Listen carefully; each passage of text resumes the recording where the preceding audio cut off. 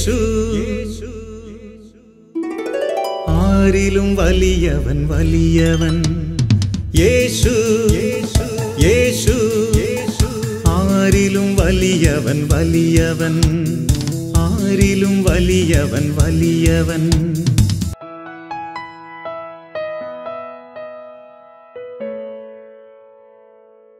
യേശുവേ നന്ദി, യേശുവേ സ്തുതി.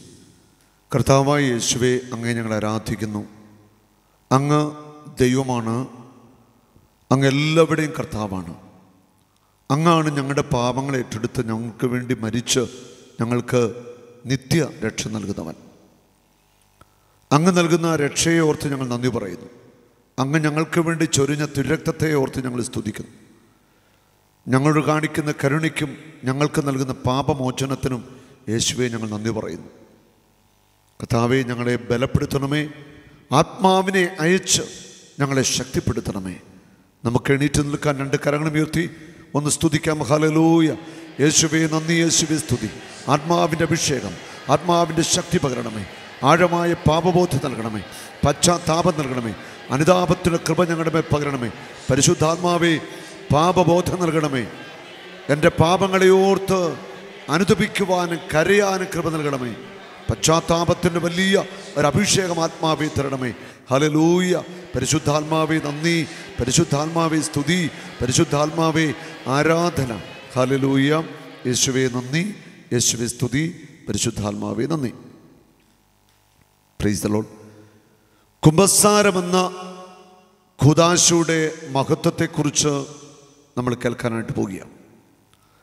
ചില വ്യക്തികൾ പറയാറുണ്ട്, ഞാൻ പാപമൊന്നും ചെയ്യുന്നില്ല, എനിക്ക് കുമ്പസാരിക്കേണ്ട ആവശ്യമില്ല.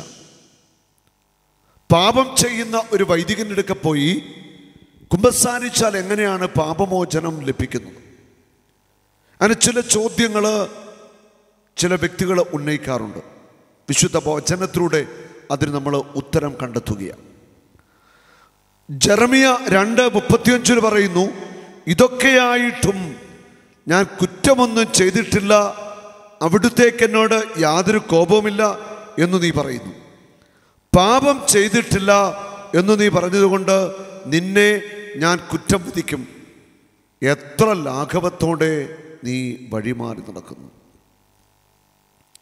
നീ പാപമൊന്നും ചെയ്തിട്ടില്ല എന്ന് പറഞ്ഞതുകൊണ്ട് നിന്നെ ഞാൻ കുറ്റം വിധിക്കും. നീ തെറ്റുകളൊന്നും ചെയ്തിട്ടില്ല എന്ന് പറഞ്ഞതുകൊണ്ട് നിന്നെ ഞാൻ കുറ്റം വിധിക്കും. എല്ലാവരും പാപികളാണ്. പാപം ചെയ്യാത്ത ഒരാൾ പോലും ഈ ഭൂമിയിൽ ഉണ്ടാവത്തില്ല. മനുഷ്യൻ്റെ പ്രകൃതി തന്നെ അതാണ്. അവൻ്റെ ഹൃദയം പാപത്തിലേക്ക് ചാഞ്ഞിരിക്കുന്നു. അവൻ്റെ ഹൃദയവും മനസ്സുമൊക്കെ ആസക്തിയിലേക്കും ലോകത്തിൻ്റെ മോഹങ്ങളിലേക്ക് എപ്പോഴും പോവുകയാണ്. പാപം ചെയ്യാത്തവരായിട്ട് ആരുമില്ല. അപ്പോൾ ഞാൻ പാപം ചെയ്തിട്ടില്ല എന്ന് പറഞ്ഞാൽ ഞാൻ കള്ളം പറയുക. അതുകൊണ്ട് പാപകരമായ ജീവിതത്തിൻ്റെ വഴികളിലൂടെയാണ് എല്ലാവരും കടന്നു പോകുന്നത്. ഈ പാപത്തിൻ്റെ അടിമത്തം, സാത്താൻ്റെ അടിമത്തം, ശാപത്തിൻ്റെ ബന്ധനം, തിന്മയുടെ സ്വാധീനങ്ങൾ, ഇതിൽ നിന്ന് നമ്മളെ വിടുവിക്കാനാണ് യേശുക്രിസ്തു ഈ ഭൂമിയിൽ വന്നത്. ഗലാത്യ 3:13 പറയുന്നുണ്ട്, ക്രിസ്തു നമ്മെ പ്രതി ശപിക്കപ്പെട്ടവനായി തീർന്നുകൊണ്ട് നിയമത്തിൻ്റെ ശാപത്തിൽ നിന്ന് നമ്മെ മോചിപ്പിച്ചു. പഴയ നിയമത്തിൻ്റെ പശ്ചാത്തലത്തിൽ ദൈവ കൽപ്പനകൾ ലംഘിക്കുകയാണെങ്കിൽ ആ വ്യക്തി ശപിക്കപ്പെട്ടവനായിട്ട് മാറുകയാണ്. പഴയ നിയമത്തിൽ പറയുന്നുണ്ട്, നിയമാവർത്തനത്തിൽ മാതാപിതാക്കന്മാരെ നിന്ദിക്കുന്നവനെ കല്ലെറിഞ്ഞു കൊല്ലണമെന്ന്. അവൻ പഴയ നിയമത്തിൽ ദൈവത്തിൻ്റെ വചനം ലംഘിച്ചാൽ അതിന് ശിക്ഷയും പറഞ്ഞിരുന്നു. എല്ലാവരും പാപികളാണ്. നമ്മുടെ മേൽ വീണ ശാപത്തിൻ്റെ ബന്ധനങ്ങള്, പാപത്തിൻ്റെ ആസക്തികള് എല്ലാം കുമ്പസാരം എന്ന ഖുദാശയിലൂടെ നമുക്ക് വിടുതൽ കിട്ടുന്നു, നമുക്ക് മോചനം കിട്ടുന്നു.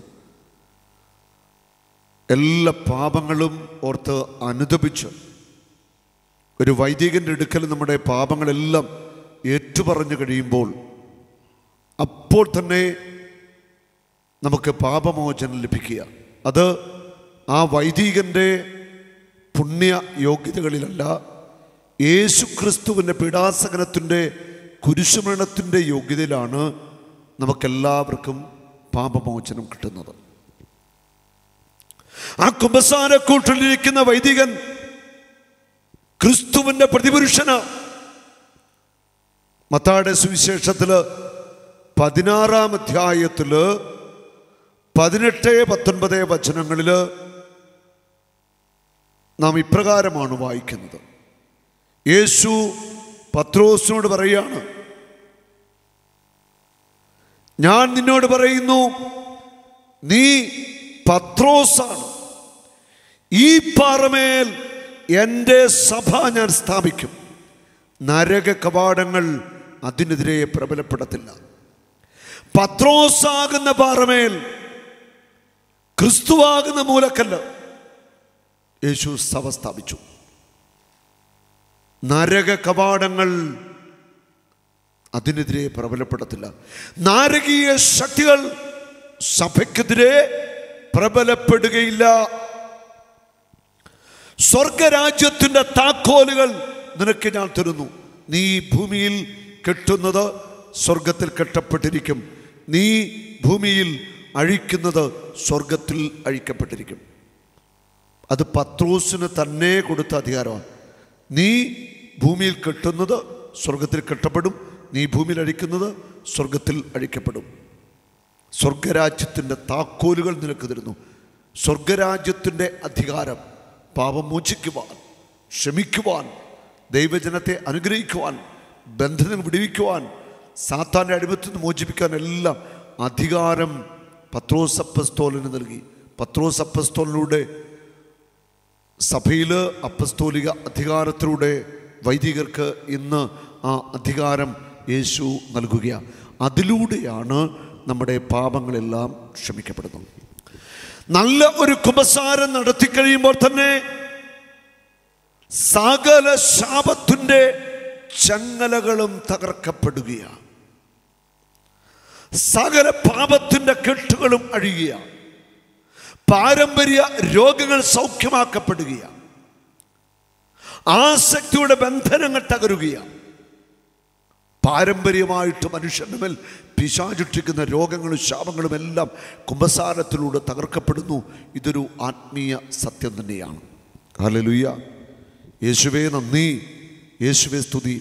കുമ്പസാരം എന്ന കൂദാശയുടെ മഹത്വം നമ്മൾ തിരിച്ചറിയണം. ഇന്ന് കുമ്പസാരം എന്ന കൂദാശക്കെതിരെ സാത്താൻ ശക്തമായിട്ട് ആഞ്ഞടിക്കുകയാണ്. അതായത് കുമ്പസാരമെന്ന കൂദാശ ഇല്ലാതാക്കിയാൽ വളരെ വേഗം സാത്താന് ദൈവജനത്തെ അവൻ്റെ കാൽക്കീഴിൽ ആക്കുവാൻ സാധിക്കും. കുമ്പസാരമെന്ന കൂദാശയിലൂടെ ഒരു വ്യക്തി സ്വതന്ത്രനാകിയ പാപത്തിൻ്റെ ചങ്ങല പൂട്ടുകൾ തകർത്ത് പുറത്തു വരികയാണ്. വൈദികരെ തകർക്കുവാൻ, സഭയെ തകർക്കുവാൻ പിശാച് കിണഞ്ഞു പരിശ്രമിക്കുക. കൂദാശകൾ പരികർമ്മം ചെയ്യുവാൻ വൈദികർക്ക് മാത്രമേ സാധിക്കത്തുള്ളൂ. വൈദികരെ തകർത്തു കഴിഞ്ഞാൽ കൂദാശകൾ പരികർമ്മം ചെയ്യാൻ ആളില്ലാതെ വരും. അങ്ങനെ സഭയെ തകർക്കാൻ വേണ്ടി പിശാച് വ്യക്തികളെയും പലരെയും ഉപയോഗിച്ചുകൊണ്ട് കൂദാശകൾക്കെതിരെ പ്രവർത്തിക്കുന്നു. ഇന്ന് പിശാച് ശക്തമായിട്ട് പ്രവർത്തിക്കുക. പല സ്ഥലങ്ങളിലും സാത്താൻ ആരാധന നടക്കുന്നു, ബ്ലാക്ക് മാസ് നടക്കുന്നു, മന്ത്രവാദം, കൂടോത്രം, ആഭിചാരമൊക്കെ നടക്കുന്നു. സഭയെ തകർക്കാൻ വേണ്ടി തന്നെ ഇങ്ങനെ മന്ത്രവാദവും കൂടോത്രവും ആഭിചാരമൊക്കെ ചെയ്യിപ്പിക്കുന്ന വ്യക്തികളുണ്ട്. പക്ഷെ ഈ സഭയെ തകർക്കുവാൻ, ക്രിസ്തുവിൻ്റെ സഭയെ തകർക്കുവാൻ ഒരു നാരകീയ ശക്തികൾക്കും സാധ്യമല്ല. കാരണം സഭ ക്രിസ്തുവിൻ്റെ ശരീരമാണ്. സഭയും ക്രിസ്തുവും ഒന്നാണ്. ക്രിസ്തുവിൻ്റെ ശരീരത്തിൻ്റെ ഭാഗമാണ് നമ്മൾ ഓരോരുത്തരും. ക്രിസ്തുവിൻ്റെ ശരീരത്തിലെ അവയവങ്ങളാണ്. നമ്മൾ സഭയുടെ ഭാഗമാണ്. ഹല്ലേലൂയ. ഹല്ലേലൂയ. അപ്പം സഭയും ക്രിസ്തുവിനെയും നമ്മളെയും വേർതിരിച്ച് കാണുവാൻ ഒരിക്കലും പറ്റില്ല. വിശുദ്ധ കുർബാന സ്വീകരിക്കുന്നതിലൂടെ നമ്മൾ ക്രിസ്തുവിൻ്റെ സ്വന്തമായിട്ട് മാറുകയാണ്. മാമുദീസ എന്ന കുദാശയുടെ ക്രിസ്തുവിൻ്റെ പൗരോഹിത്യത്തിലും രാജത്വത്തിലും പ്രവാചകത്വത്തിലും നമ്മൾ പങ്കുകാരായിട്ട് മാറുകയാണ്. അപ്പം ഏതൊരു പാപിക്കും എപ്പോൾ വേണമെങ്കിലും കുമ്പസാരക്കൂട്ടിൽ കടന്നു വരാനായിട്ട് സാധിക്കും. ഒരു സഹോദരി ഒരിക്കൽ പങ്കുവെച്ച ഒരു അനുഭവമാണ്. വർഷങ്ങളായിട്ട് ഒരു സാധാരണ ക്രൈസ്തവ ജീവിതം നയിച്ചുകൊണ്ട വ്യക്തിയാണ്. പ്രാർത്ഥനയിൽ ആഴമായ ബോധ്യങ്ങളില്ല, കൂദാശകളിൽ ആഴമായ ബോധ്യമില്ല, ജോലിയും കാര്യങ്ങളുമൊക്കെ ആയിട്ട് ജീവിച്ചു. അവസാനം രോഗിയായി തീർന്നു, തീർത്തും അവശതയിലായി. ദൈവത്തിൻ്റെ വചനം കേൾക്കുമ്പോഴാണ് മനസ്സിലാകുന്ന ആ സഹോദരിക്ക് കുമ്പസാരമെന്ന കൂദാശയുടെ മഹത്വം. അമ്മകൾ നന്നായിട്ട് കുമ്പസാരിക്കുവാൻ തയ്യാറായി. ആ കുമ്പസാരത്തിലൂടെ അവൾക്ക് വിടുതൽ കിട്ടി. അവിടെ രോഗത്തെ കർത്താവ് സൗഖ്യമാക്കി. കർത്താവ് അവളെ ആരോഗ്യത്തിലേക്ക് നയിച്ചു. കുമ്പസാരമെന്ന കൂദാശ പരികർമ്മം ചെയ്യപ്പെടുമ്പോൾ നമ്മുടെ പാപങ്ങൾ ക്ഷമിക്കപ്പെട്ടു കഴിയുമ്പോൾ നമ്മുടെ രോഗങ്ങളും കർത്താവ് സൗഖ്യമാക്കും. പാപക്ഷമ നമ്മളെ രോഗസൗഖ്യത്തിലേക്ക് നയിക്കും. പുരോഹിതന്റെ അധികാരത്തിൽ പാപങ്ങൾ ക്ഷമിക്കുമ്പോൾ നമ്മുടെ മേൽ വീണിരിക്കുന്ന പാരമ്പര്യ പാപത്തിന്റെ ബന്ധനങ്ങൾ തകർക്കപ്പെടുകയാണ്. നമ്മുടെ പാപങ്ങൾ മായ്ക്കപ്പെടുന്നു എന്ന് മാത്രമല്ല, പാപം ചെയ്യാതിരിക്കാനുള്ള അഭിഷേകവും ആത്മാവിൻ്റെ ശക്തിയും കരുത്തുമെല്ലാം നമ്മുടെ ഉള്ളിൽ പരിശുദ്ധാത്മാവ് നൽകുകയാണ്. ഈ കുമ്പസാരം എന്ന കൂദാശ യേശു സ്ഥാപിച്ച കൂദാശയാണ്. യോഹന്നാന്റെ സുവിശേഷത്തിൽ 20-ാം അധ്യായത്തിൽ 19 മുതലുള്ള വചനങ്ങളിൽ അതേക്കുറിച്ച് വ്യക്തമായിട്ട് പഠിപ്പിക്കുന്നുണ്ട്. യേശു ഉയർത്തെഴുന്നേറ്റതിന് ശേഷം തൻ്റെ ശിഷ്യന്മാർക്ക് പ്രത്യക്ഷപ്പെട്ടു. അവരോട് പറഞ്ഞു, നിങ്ങൾക്ക് സമാധാനം. അതിനുശേഷം അവൻ തൻ്റെ കൈകളും പാർശ്വവും അവർക്ക് കാണിച്ചു കൊടുത്തു. അവൻ വീണ്ടും പറഞ്ഞു, നിങ്ങൾക്ക് സമാധാനം. അവരെ കർത്താവിനെ കണ്ടതിൽ സന്തോഷിച്ചു എന്ന വചനം പറയുന്നു. ഉയർത്തെഴുന്നേറ്റ യേശുവിനെ അവർ കാണുകയാണ്. ശരിക്കും അവര് യേശുവിനെ മുറിവുകൾ കണ്ടു. യേശുവിനെ തിരിച്ചറിയാനുള്ള ഏറ്റവും വലിയ അടയാളമാണ് അവൻ്റെ ശരീരത്തിലെ മുറിവുകൾ. ആ മുറിവുകൾ കണ്ട് അപ്പസ്തോലന്മാർ യേശുവിനെ അനുഭവിച്ച് യേശുവിൽ സന്തോഷിക്കുന്നതായിട്ട് വചനം പറയുന്നു. യേശു അവരോട് പറഞ്ഞു, എന്നെ പിതാവ് അയച്ചിരിക്കുന്നത് പോലെ ഞാനും നിങ്ങളെ അയക്കുന്നു. എന്നെ പിതാവ് അയച്ചതുപോലെ ഞാനും നിങ്ങളെ അയക്കുന്നു. യേശുവിനെ പിതാവ് അയച്ചതിന് വേണ്ടിയാ. ബന്ധിതർക്ക് മോചനം, അന്ധർക്ക് കാഴ്ച, അടിച്ചമർത്തപ്പെട്ടവർക്ക് സ്വാതന്ത്ര്യം, ദൈവജനത്തിന് സൗഖ്യം, പാപമോചനം, ഇതെല്ലാം നൽകാൻ വേണ്ടിയാ പിതാവ് തൻ്റെ പുത്രനെ അയച്ചത്. എന്നെ പിതാവ് അയച്ചതുപോലെ ഞാനും നിങ്ങളെ അയക്കുന്നു. ഞാനും നിങ്ങളെ അയക്കുന്നു. എന്തിനു വേണ്ടിയാ? ഞാൻ ചെയ്ത അതേ ദൗത്യം ഇനിയും തുടരുന്നത് സഭയിലൂടെയാണ്, നിങ്ങളിലൂടെയാണ്. അങ്ങനെ അവരെ വലിയ ഒരു ദൗത്യം യേശു ഏൽപ്പിക്കാൻ പോകുകയാണ്. യോഹന്നാൻ 20:22-23 യേശു അവരുടെ മേൽ നിശ്വസിച്ചുകൊണ്ട് പറഞ്ഞു, അവരുടെ മേൽ ഊതി അവൻ, പരിശുദ്ധാത്മാവിനെ സ്വീകരിക്കുക. നിങ്ങൾ ആരുടെ പാപങ്ങൾ മോചിക്കുന്നുവോ അവ മോചിപ്പിക്കപ്പെട്ടിരിക്കും, ആരുടെ പാപങ്ങൾ ബന്ധിക്കുന്നുവോ അവ ബന്ധിക്കപ്പെട്ടിരിക്കും. കുമ്പസാരം എന്ന കൂദാശയുടെ സ്ഥാപനമായത് പരിശുദ്ധാത്മാവിനെ അപ്പസ്തോലന്മാർക്ക് നൽകിക്കൊണ്ട് അതായത് ഭയപ്പെട്ട് കതകടച്ച് മുറിക്കാത്തിരുന്ന അവിടെ മധ്യത്തിൽ ഉയർത്തെഴുന്നേറ്റ യേശു വന്നു. എന്നിട്ട് അവിടെ മേൽ നിശ്വസിച്ച് ഊതിക്കൊണ്ട് പറഞ്ഞു, നിങ്ങൾ പരിശുദ്ധാത്മാവിനെ സ്വീകരിക്കുക. അവർക്ക് പരിശുദ്ധാത്മാവിനെ നൽകിക്കൊണ്ട് പാപങ്ങൾ മോചിക്കുവാനും ബന്ധിക്കാനുമുള്ള അധികാരം അവർക്ക് കൊടുത്തു. ഒരു അധികാരത്തിൻ്റെ കൈമാറ്റം പരിശുദ്ധാത്മാവിലൂടെ അവർക്ക് നൽകുകയായിരുന്നു.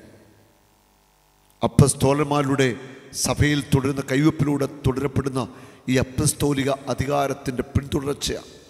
അങ്ങനെ വൈദികർക്ക് പാപമോചന അധികാരമുണ്ട്. ഇത് സഭയുടെ വിശ്വാസമാണ്. ആ വിശ്വാസം പൂർണ്ണമാണ്. സഭ എന്ത് പഠിപ്പിക്കുന്നു, സഭ എന്ത് വിശ്വസിക്കുന്നു, അതാണ് പൂർണ്ണ സത്യം. ഒരു കത്തോലിക്കനായിരിക്കുക എന്നുള്ളത് നമ്മുടെ ജീവിതത്തിലെ ഏറ്റവും വലിയ ഭാഗ്യമാണ്, അഭിമാനമാണ്.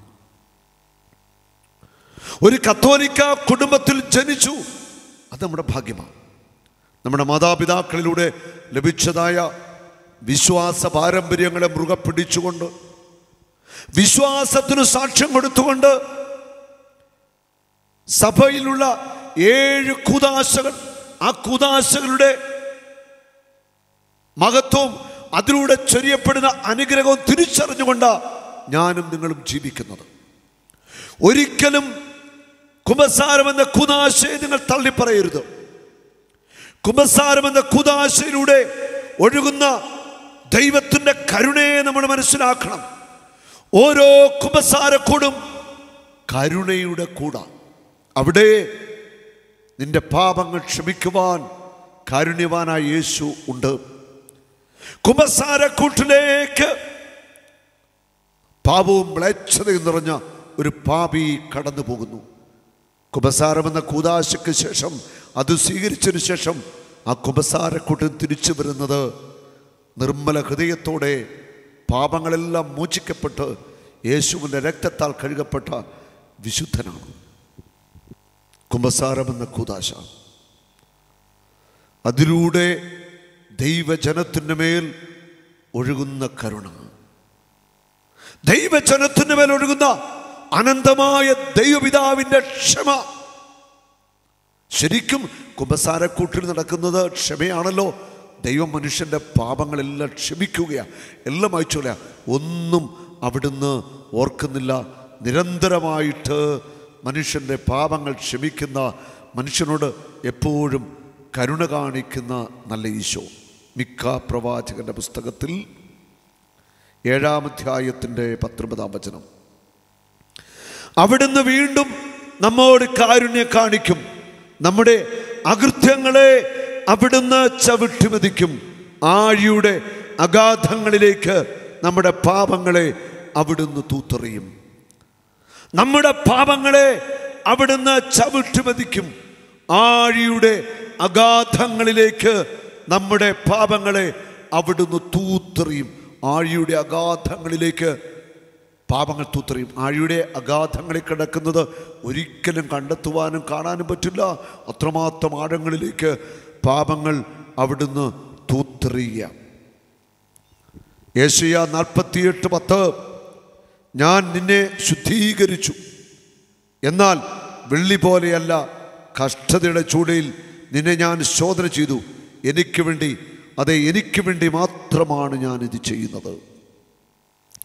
ഞാൻ നിന്നെ ശുദ്ധീകരിച്ചു. ഈ കൂദാശയിൽ അതാ സംഭവിക്കുന്നത്. യേശു നമ്മളെ വിശുദ്ധീകരിക്കുകയാണ്.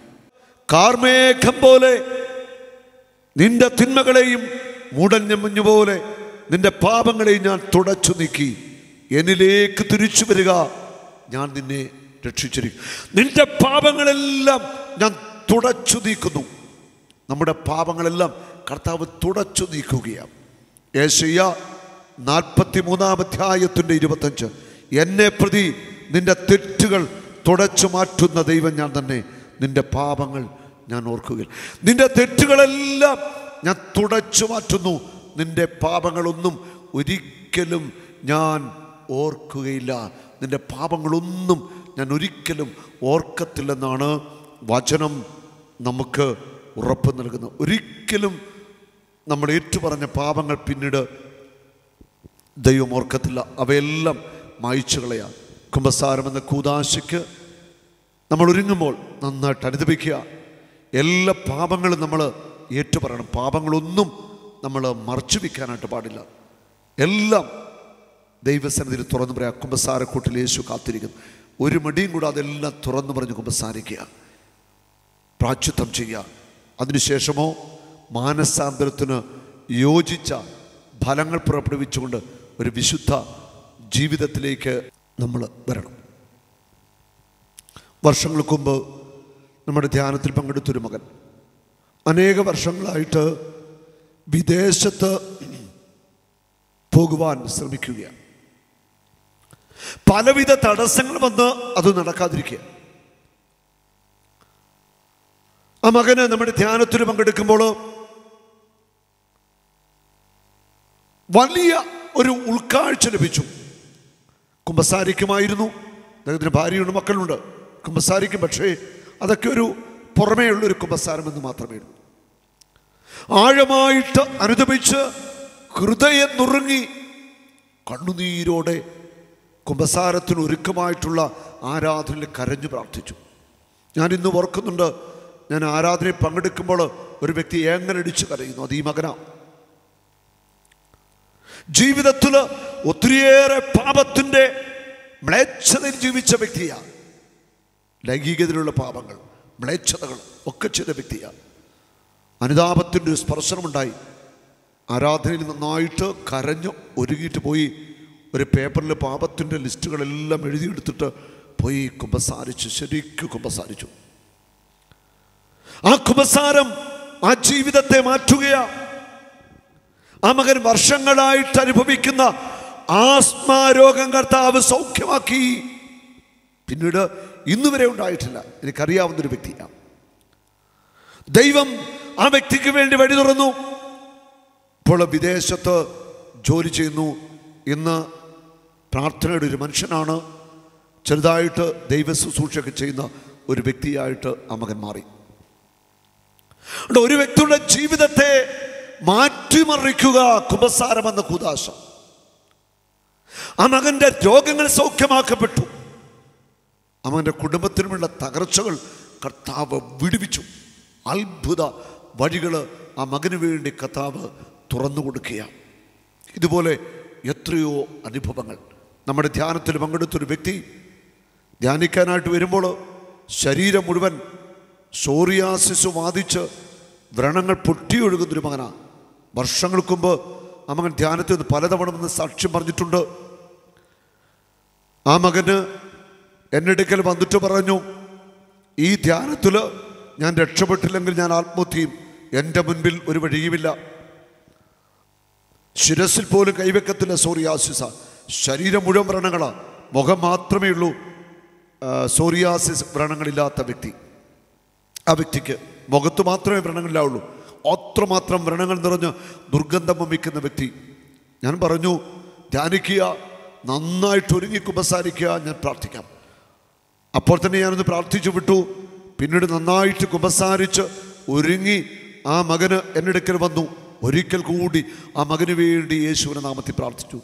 ധ്യാനം കഴിഞ്ഞ് മടങ്ങുമ്പോൾ ഇതാ ശരീരത്തെ വ്രണങ്ങളെല്ലാം കരിഞ്ഞു തുടങ്ങി. പിറ്റേ മാസം സാക്ഷ്യം പറയാൻ വന്നു. ശരീരത്തെ സോറിയാസിസ് വ്രണങ്ങളെല്ലാം കരിഞ്ഞ് അപ്രത്യക്ഷമായി. ആ വ്രണങ്ങളുടെ ചെറിയ കറുത്ത പാടുകൾ മാത്രം. പിന്നീട് അനേക തവണ ആ മകൻ വന്ന് സാക്ഷ്യം പങ്കുവെച്ചിട്ടുണ്ട്. അന്നത്തെ ആ കുമ്പസാരം അതൊരു ആഴമായ അനുഭവമായിരുന്നു. പിന്നീട് ആ മകന് പറഞ്ഞ അനുഭവം ഇതാണ്: റബ്ബർ പാട്ടമെടുത്തു, അതിലൂടെ വലിയ ഉയർച്ച കിട്ടി. കോഴി വളർത്തൽ ബിസിനസ് തുടങ്ങി, അതിൽ ഉയർച്ച കിട്ടി. കുടുംബമെല്ലാം ഉയർന്നു, മക്കള്, അങ്ങനെ എല്ലാം നന്നായിട്ട് പോകുന്നു. ആ ദൈവത്തിൻ്റെ വചനം ആ വ്യക്തിയെ രൂപപ്പെടുത്തി മാനസാന്തരത്തിലേക്ക് നയിച്ചു. നല്ലൊരു കുമ്പസാരത്തിലേക്ക് നയിക്കപ്പെടുക. ആ കുമ്പസാരം ആ വ്യക്തിക്ക് പൂർണ്ണമായ വിടുതലായി. എല്ലാം കെട്ടുമഴിച്ച് ആ വ്യക്തിയെ യേശു സ്വതന്ത്രമാക്കി. യേശുവിൻ്റെ കുരിശുമരണത്തിൻ്റെയും പീഡാനുഭവത്തിൻ്റെയും തിരുമുറിവിൻ്റെ യോഗ്യതയിൽ എനിക്ക് നിങ്ങൾക്കും പൂർണ്ണമായ പാപമോചനമുണ്ട്, പാപക്ഷമയുണ്ട്.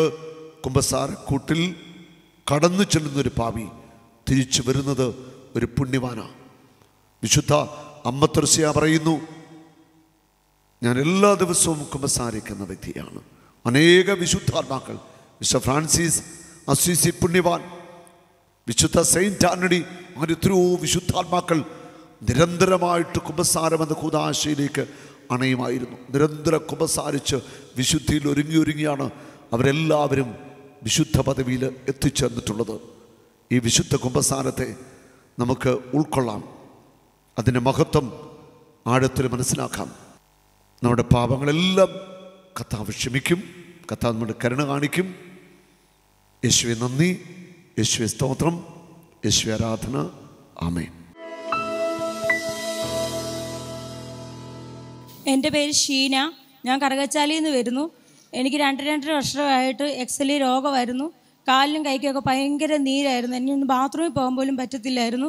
ഒരു ഗ്ലാസ് വെള്ളം പോലും എടുക്കരുതെന്നാണ് ഡോക്ടർ പറഞ്ഞത്. അത് ഞാൻ ആദ്യമേ കറുകച്ചാലി കൊണ്ട് കാണിച്ചു. അവിടുന്ന് മെഡിക്കൽ കോളേജിലോട്ട് വിട്ടു. അവർ പറഞ്ഞു കിടക്കാതെ ഞങ്ങൾക്ക് ഒന്നും ചെയ്യാൻ പറ്റത്തില്ലെന്ന് പറഞ്ഞു. പക്ഷേ കൂടെ ആളില്ലാത്തത് കാരണം ഞാൻ കിടന്നില്ല. അതുകൊണ്ട് ഞങ്ങൾ നാത്തൂൻ പറഞ്ഞു, പുഷ്പേരി ആശുപത്രിയിൽ പോയി കിടക്കുവാണെങ്കിൽ ഞാൻ പകൽ വന്ന് നിൽക്കാം, നമുക്ക് നോക്കാമെന്ന് പറഞ്ഞു.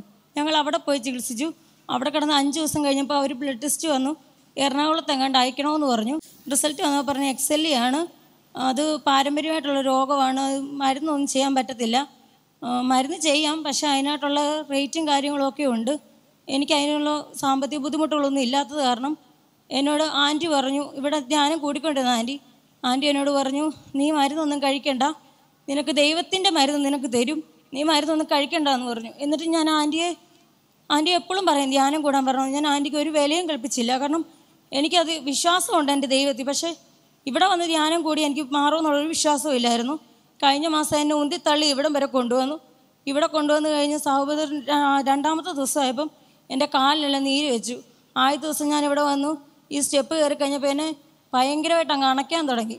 എനിക്ക് ഭാരമൊന്നും എടുക്കാൻ പറ്റാത്തതാണ്. ഞാൻ അവിടെ ചെന്നപ്പോൾ എന്നെ അണയ്ക്കുന്ന കണ്ടുകൊണ്ട് ഇവിടുത്തെ പ്രേക്ഷിതർ വന്ന് സാധനം മേടിച്ചുകൊണ്ട് പോകുമായിരുന്നു.